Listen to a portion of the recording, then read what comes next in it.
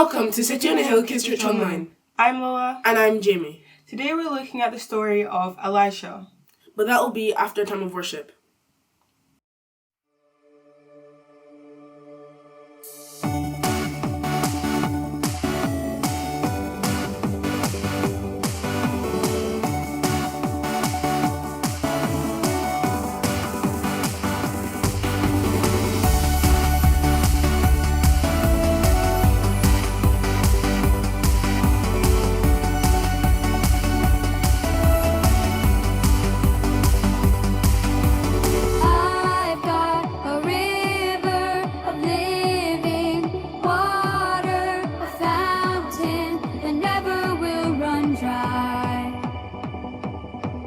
It's an open heaven, you're releasing, and we will never be denied. 'Cause we're stirring up deep, deep wells, we're stirring up deep, deep waters, we're gonna dance in the river, dance in the river. 'Cause we're stirring up deep, deep wells, we're stirring up deep, deep waters. We're gonna jump in the river, jump in the river. Deep cries out to, deep cries out to, deep cries out to, deep cries out to. We cry out to, we cry out to you, Jesus. I've got a river of living water, a fountain that never will run dry. It's an open heaven, you're releasing, and we will never be denied. 'Cause we're stirring up deep, deep wells, we're stirring up deep, deep waters. We're gonna dance in the river, dance in the river. 'Cause we're stirring up deep, deep wells, we're stirring up deep, deep waters. We're gonna jump in the river, jump in the. Everybody sing it out. Deep cries out to, deep cries out to, deep cries out to, deep cries out to. We cry out to, we cry out to you, Jesus. Deep cries out to, deep cries out to, deep cries out to, deep cries out to. We cry out to, we cry out to you, Jesus. We're falling into deeper waters, calling after you. We're walking into deeper waters, going after you. Everybody clap your hands.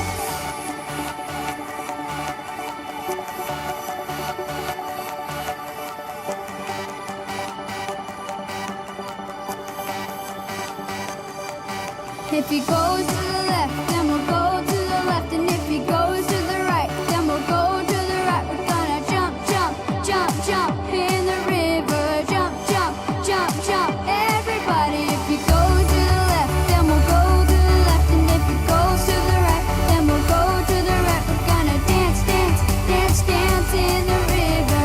Dance, dance, dance, dance. Everybody, if he goes to the left, then we'll go to the left. And if he goes to the right, then we'll go to the right.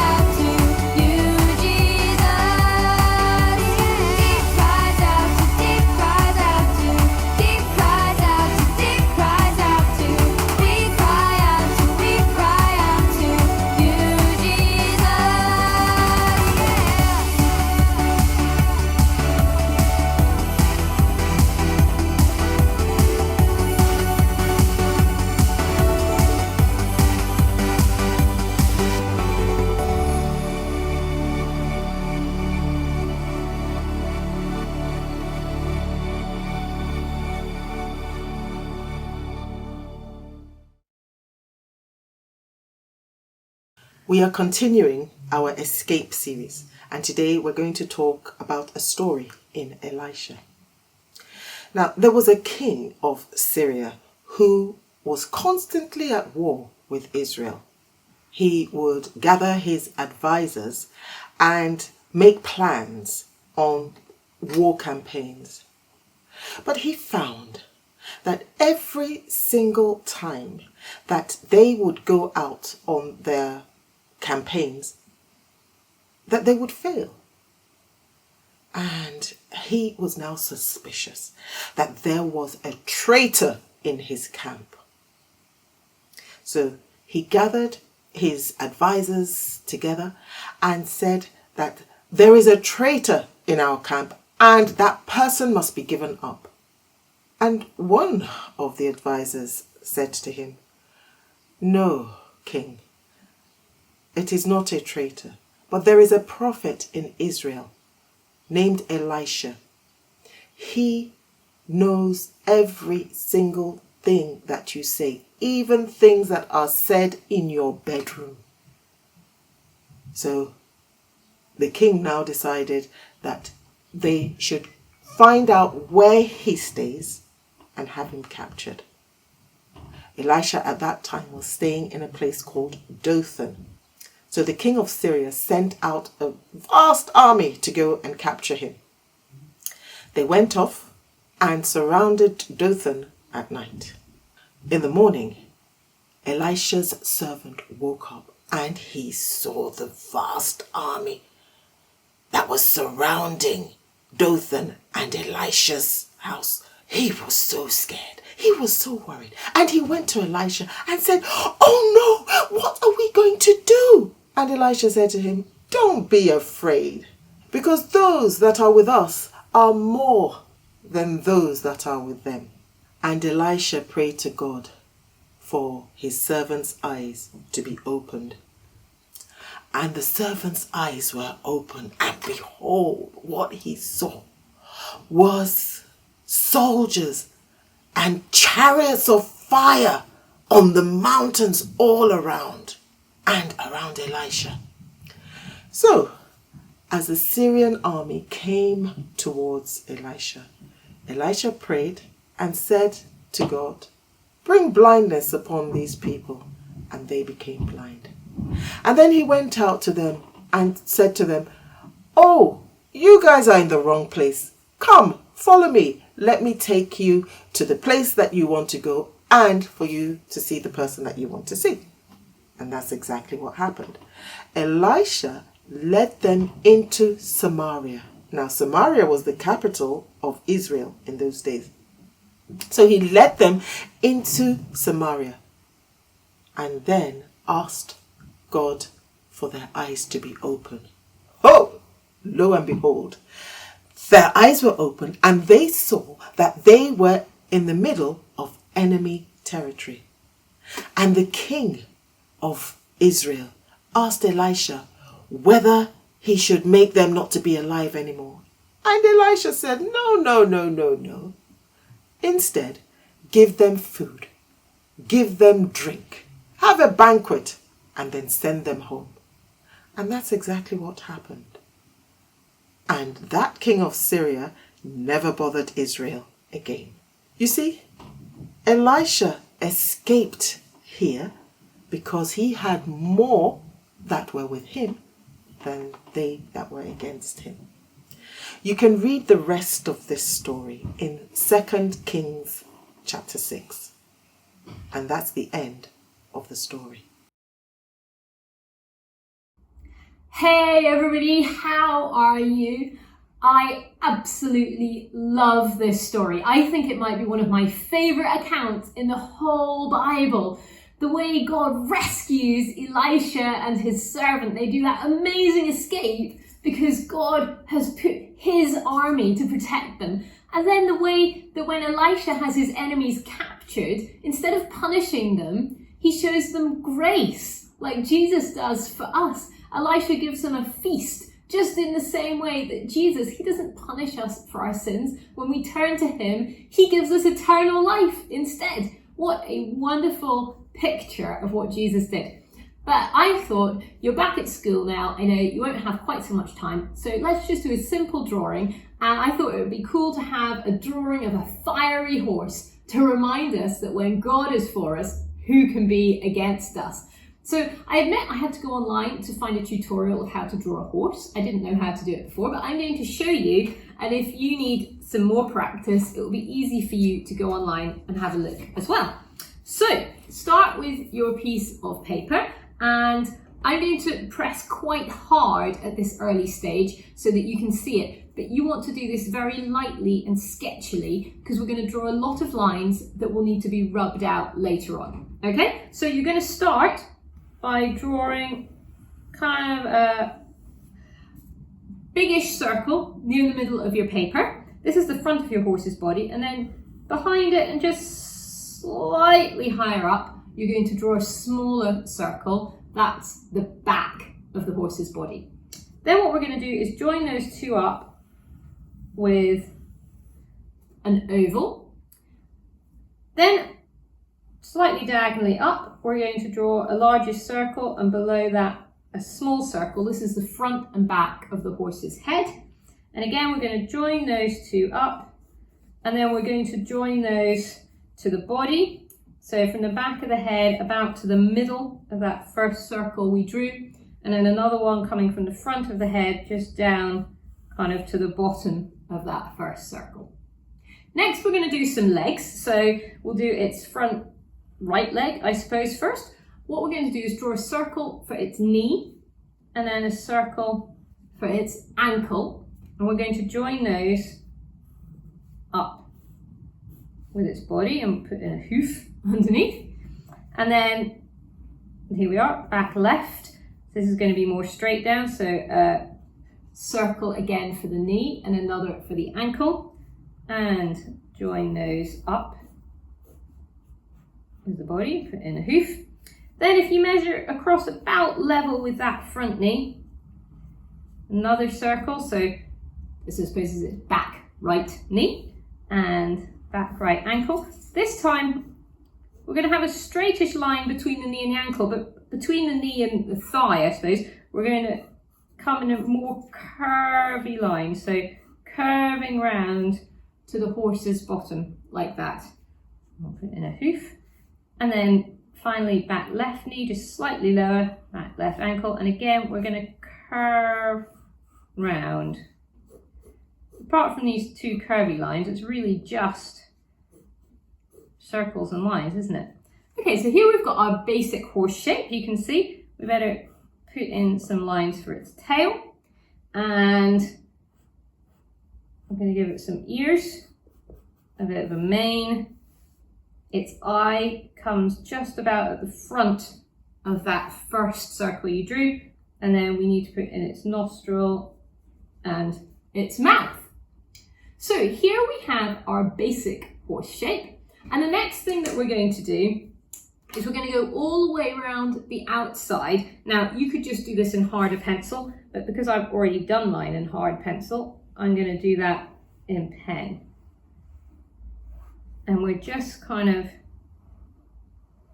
drawing in our horse shape, because in the end we don't want to have all these circles and ovals and things. We're going to rub out all those inside lines, but you can see we can start to get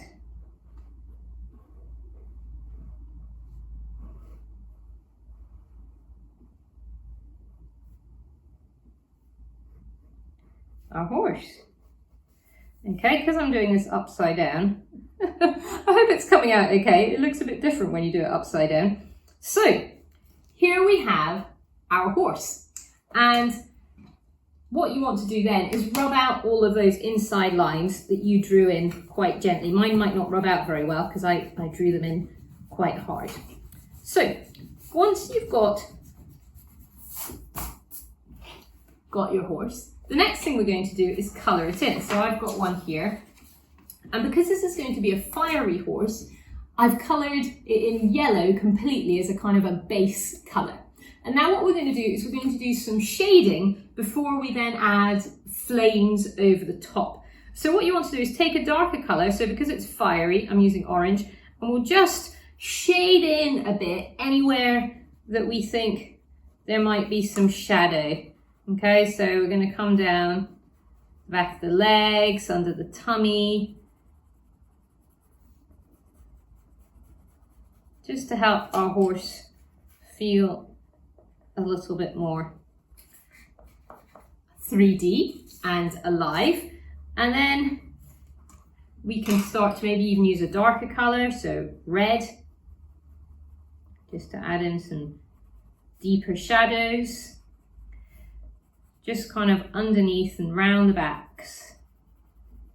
And because it's going to be a fiery horse, it really doesn't matter if it comes out looking a little kind of scribbly, because we're about to draw a lot of flames on the top anyway. So once you've got your horse kind of shaded in a little bit, now we're going to add on flames. Let me just go back to this piece. So a basic flame shape is kind of like that, but that looks very still and static. And we want to create the sense of movement because it's like it's on fire, it's burning, it's always moving. And also this is a horse. It wouldn't just stand completely still, would it? It's alive. So rather than just being this shape, what you want to do is have your pencil always moving and you're creating kind of rough shapes, but we're moving our pencil all the time so it creates life in it. And again, you've got any different oranges and reds, we can start to draw in flames on our horse. Now, I'm sure you're all good at colouring in and you don't go over the lines, but here I think we want to go over the lines because we want to create a sense of this fire coming off this horse, especially around its feet where it would be stomping, maybe around its nostrils where it's breathing, down its mane, flames in its tail. Let's swap to an orange. And all the time keeping our pencil moving to create that movement of the flames. Now, you don't want it to come out looking like a flaming zebra. So try to avoid it becoming too just stripy. But we want colour coming all over. And you can just keep going and you can make the flames come as far off as you want. You can give it a bit of a glow around it until you're happy with your fiery horse. And I think that's going to be a fantastic picture for you to put up or for you to make a card for somebody else or a poster for somebody else. I suggest you go and read the account in 2 Kings and hear the story of Elisha for yourselves. And you could use that to write some verses next to this to remind people that actually when we trust God, there's more than we can see. We may not be able to see God's army surrounding us and protecting us, but there's a whole spiritual world out there. God is looking after us, and with God, we are never ever alone. So, I hope you enjoy drawing a picture of a horse. I found it really fun to learn how to do that. And I will see you next week with another craft. Bye for now. This is the supernatural spy story. Why did you say that? Well, the Syrian army weren't getting anywhere with their war campaign, and the Syrian king recognized that. Yes, go on. He was worried that all of his plans were getting leaked every single time, and he knew in his heart of hearts that one of his men was a traitor. I see where you're going with it now. God himself was revealing his plans to Elisha, and one of the king's henchmen recognized that. It was God's work too to answer Elisha's prayer, causing the blindness to the Syrian army. Yes, they were blinded, or, more to the point, they only saw what Elisha wanted them to see, so that he could lead them deep into Israeli territory. Then, ta-da!